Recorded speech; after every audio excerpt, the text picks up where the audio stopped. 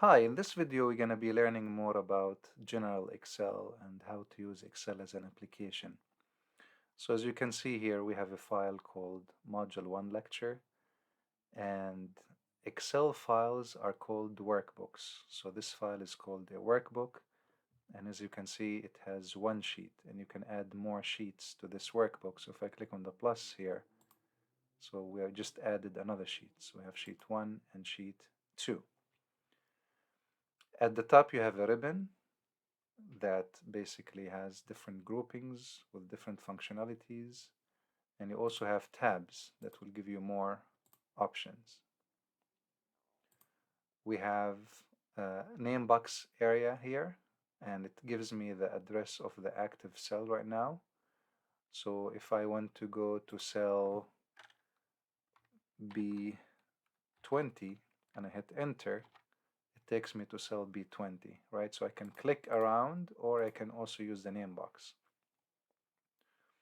And this area here is called the formula bar, and that's where you can type the formula, but also you can type the formula within the actual cell.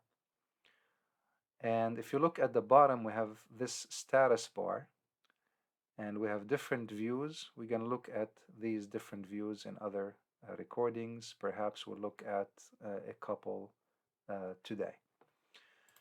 Okay, so let's take a look at this. We have a customer receipt, and the intent of this workbook is to prepare a receipt and give it to the customer. And you can see we have different books that we sell. These are the different titles, the author, and different like the quantity, the price, and we're going to be calculating the charge.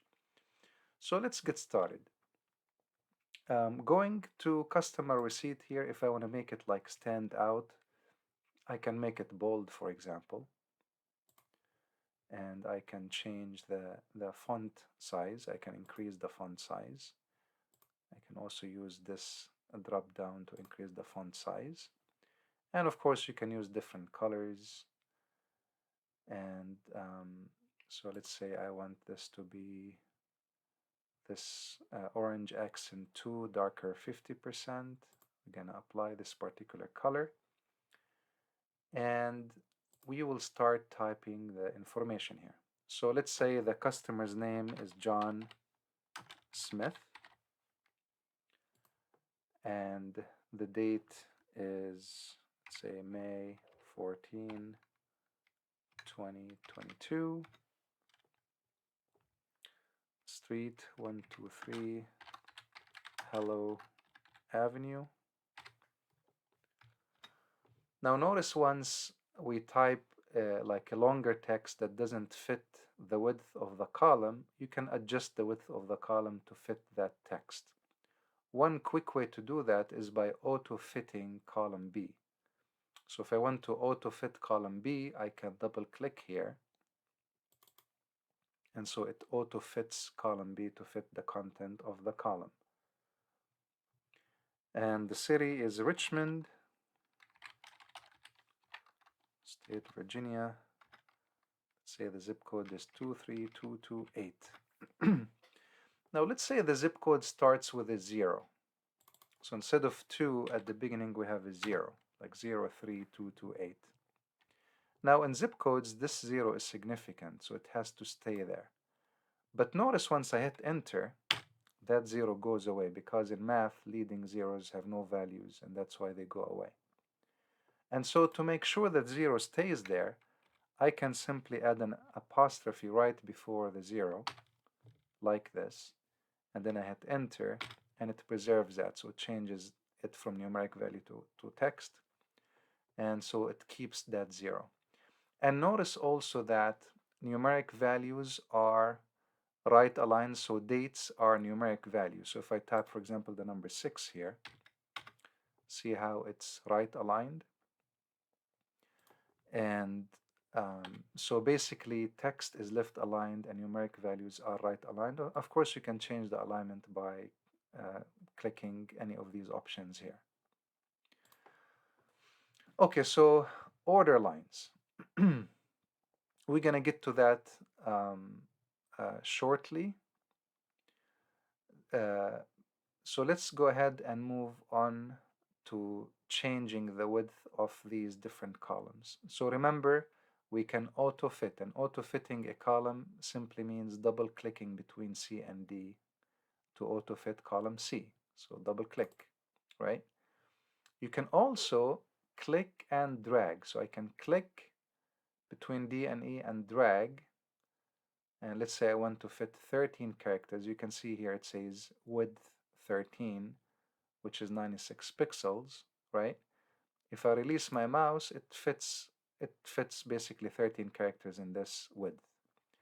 I can also right click on the column and then go to column width and type, for example, 20. I want to fit 20 characters in that column. Click OK, and now I can fit 20 basically characters in that column. Other ways to adjust the width of a column is I can go to Format here and go to column width and simply type, let's say I want to type 17 characters, click OK. So I can fit 17 characters in that width.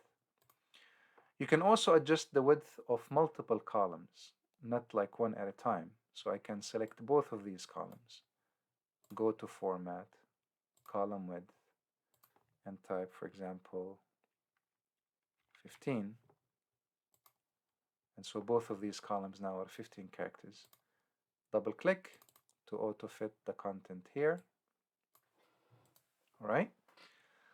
And so we see here that this is the ISBN number, the binding type. So this is soft cover, author's name, title, quantity, and price. So they ordered 3 of this book, and this is the price of the book. So now we're going to calculate the charge. So to calculate the charge here, of course, John Smith will be paying $45 for this particular book, right? So you can have Excel do the calculation for you. And so to tell Excel that now we have a formula that we need to calculate the result here, you put an equal sign first. So equals typically means that there is a formula or a cell reference that you are that you want Excel to do for you. Okay? And so to get the value 45, so I want to multiply 3 times 15 to get 45 here. So you need to click on the cell that has the number 3. So we click that cell, which is F13, times, so put star or asterisk, and then you click on G13, right? So we'll multiply these two cells together. We hit enter, and that gives me 45.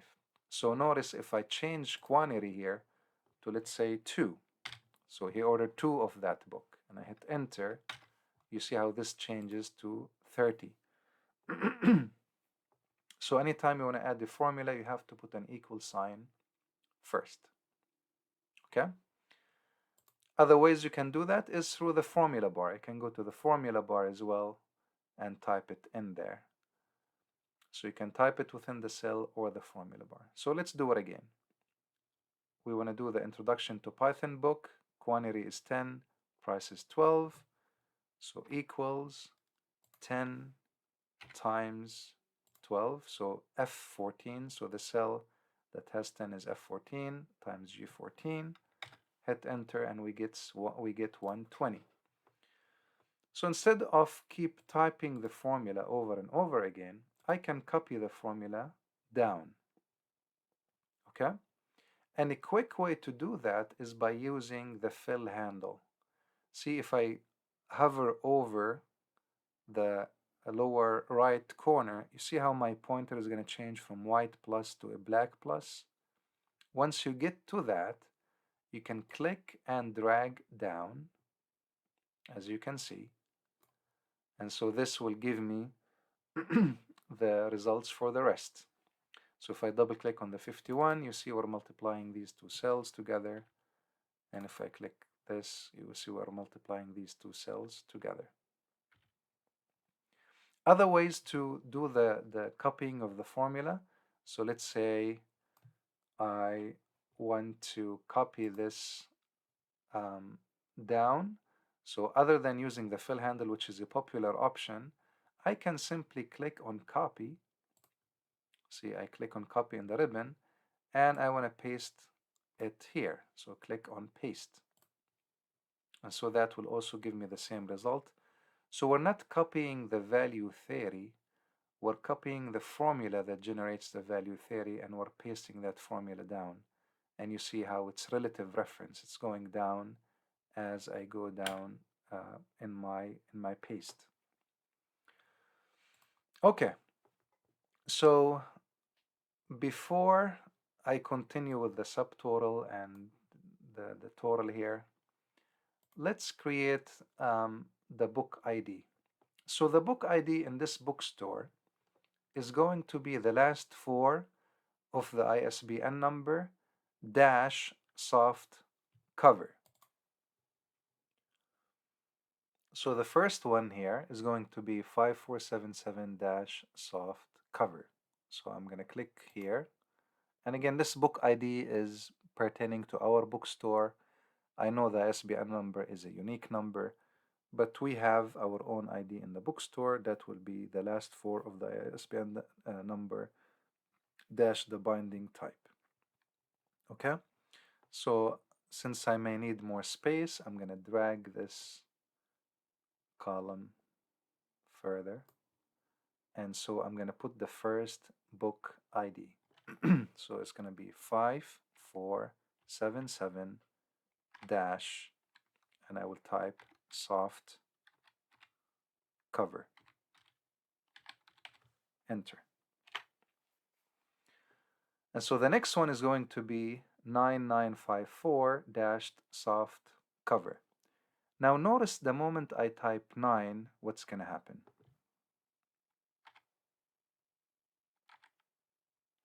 Okay, typically we will get a flash fill triggered in this case, but for some reason it's not being triggered here, but it's no big deal. To do the rest, to trigger flash fill, if it doesn't trigger automatically, you can use flash fill feature here. So what is the purpose of flash fill? Flash fill basically detects a pattern that you have, and then it will fill the rest for you without having to retype everything. So you see the pattern in our case is going to be the last four of the ISBN number dash the binding type. So that's a pattern. So we're gonna use the same pattern for the rest. So we'll get the 9954 dash soft cover and for the other ones as well. So to get flash fill working, you select the first one, make sure you don't have any typos, then select the ones below it, and then go to fill, flash fill. You guys see how amazing flash fill is? It does it for me automatically, right? So another application for flash fill would be, let's say you have a list of employees like first name and the last name of the employee, and you also want to include a field for the email address. And so the email is the first name dot last name at company.com, for example. So in that case, all you need to do is just add it to the first person, since it's going to be a certain pattern, first name dot last name at company.com, and then you can use flash fill to do the rest for you. So flash fill again is a nice feature that Excel provides. Perfect. So let's go back to the order lines. The order lines in this case is 4. So we have 1, 2, 3, 4. We have 4 order lines. And so basically I want to use some kind of count mechanism. I want to count these lines for me and put the count back here. So we have a function in Excel called count.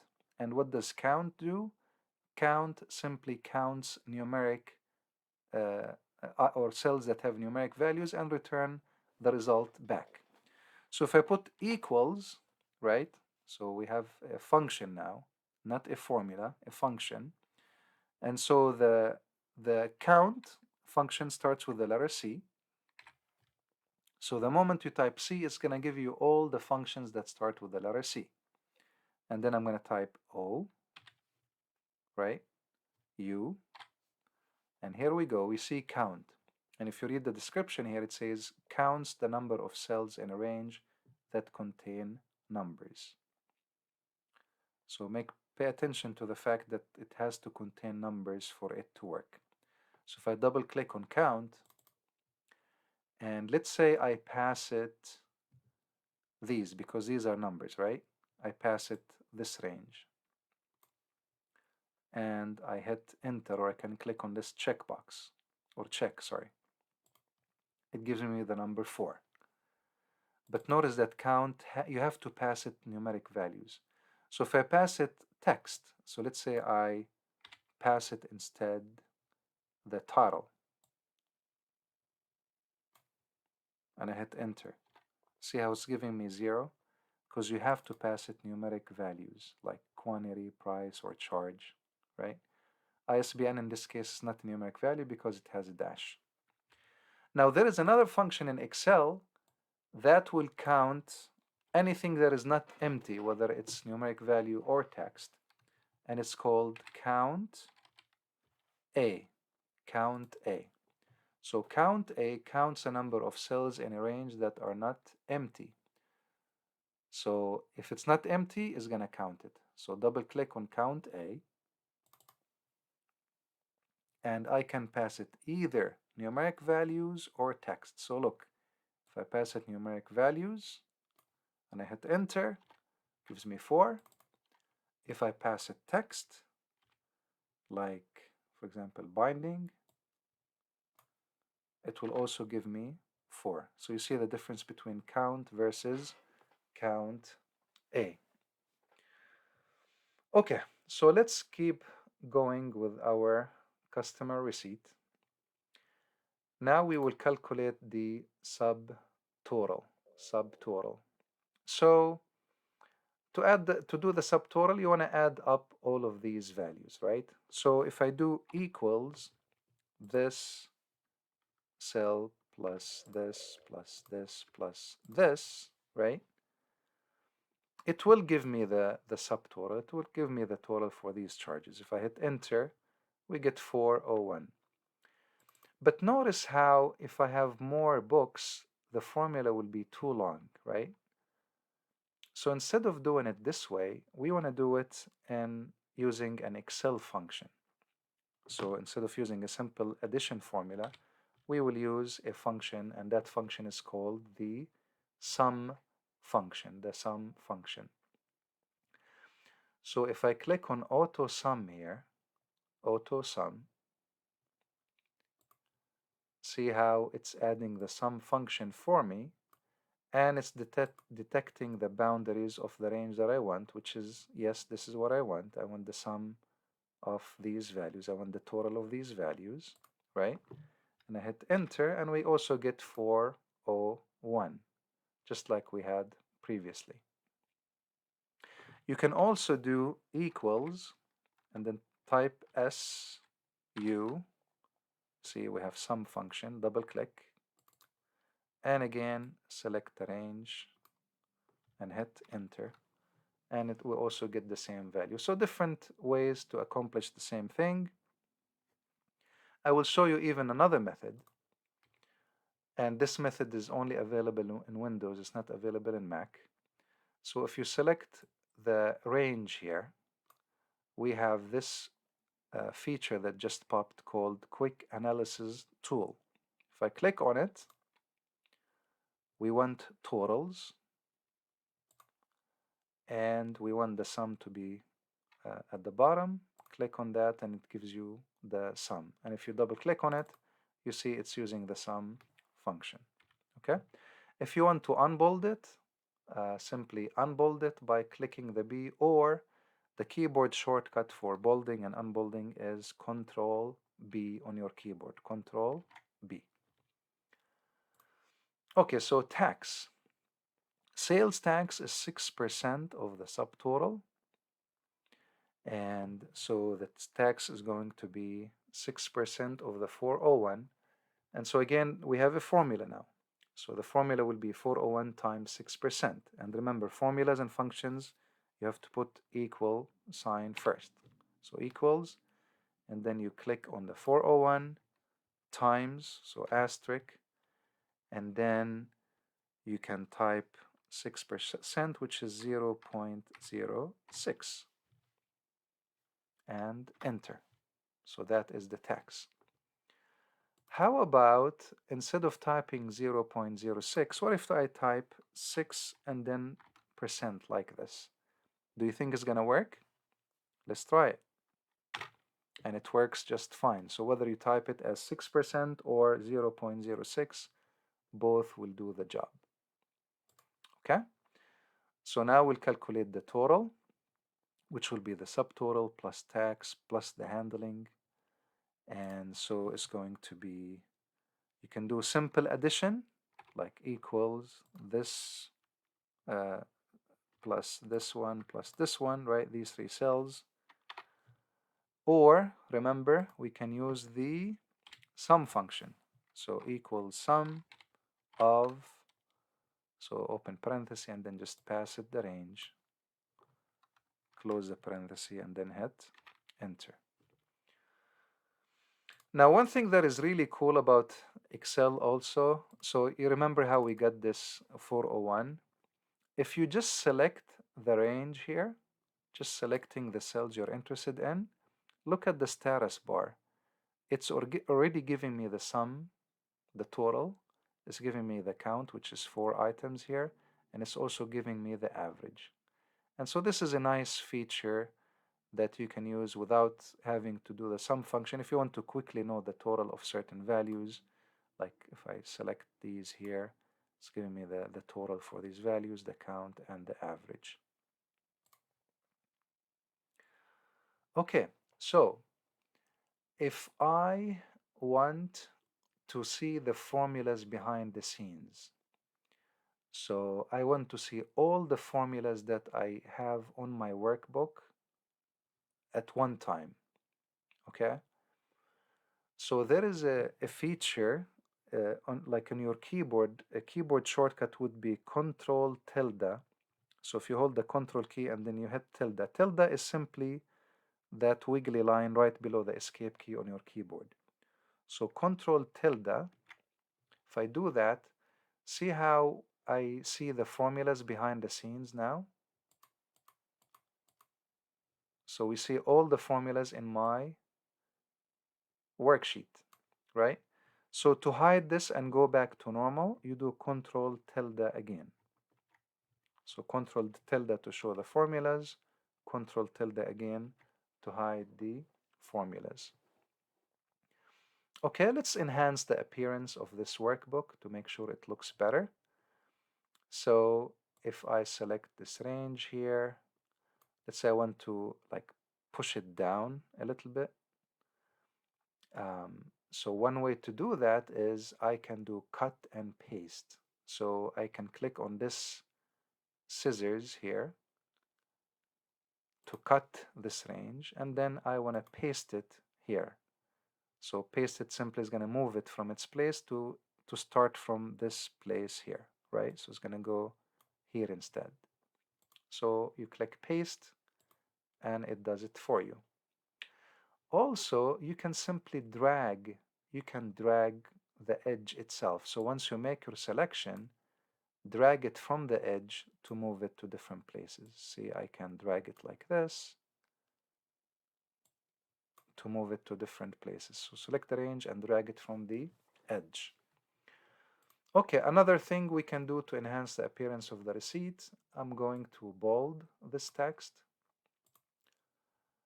I'm going to select these headings. Control B again is a shortcut to bold the text. If I want to make this italic, I can click on the I for italicization. And I want to put these headings in the center of the cell. So click on center for alignment. Okay.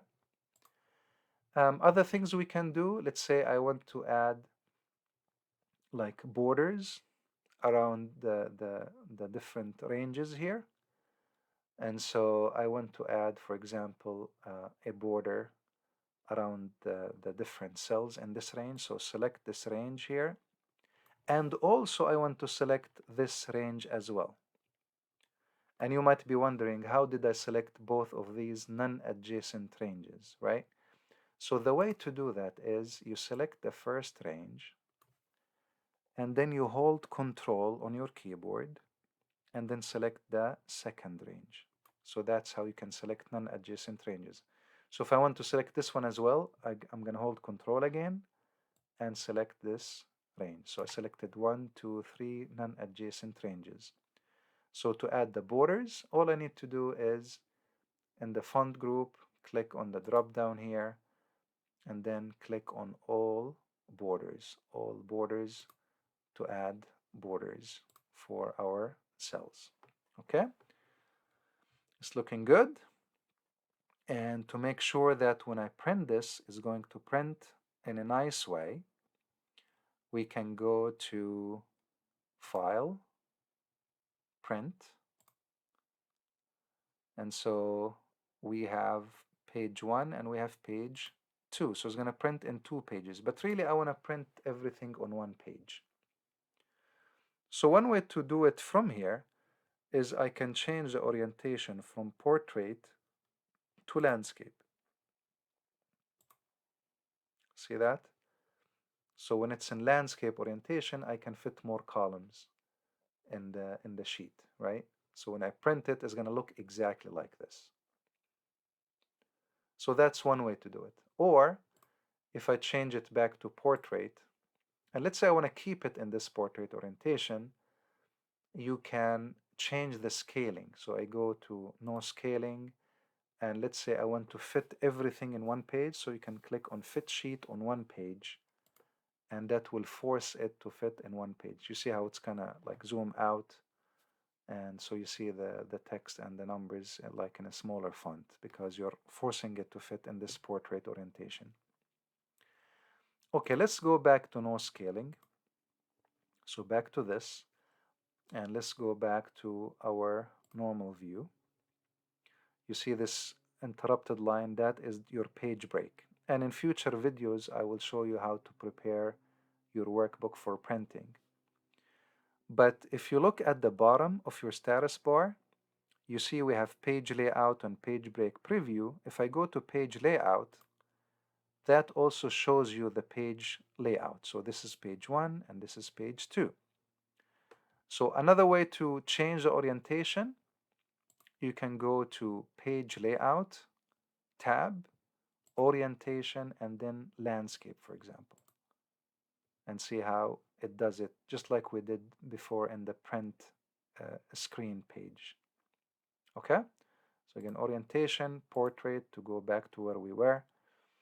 Also, we have another view called page break preview. If I click on that, it shows me where the page is going to break. So I'm going to zoom in to show this to you better. So click on the plus here to zoom in. You can also click on the actual percentage and type like how much you want to zoom in. So if I want to zoom in by like, let's say 120%, click OK. So we zoomed by 120%. And you see this is page 1 and this is page 2. And this blue interrupted line is basically your page break. And I will show you in other recordings how to navigate and play with this view to make your sheet better for printing. So let's go back to the normal view. And this is the conclusion of this recording. Stay tuned and look into to see other recordings that I will post for you as well. It was a pleasure recording this video for you guys. If you have any questions, please reach out to me.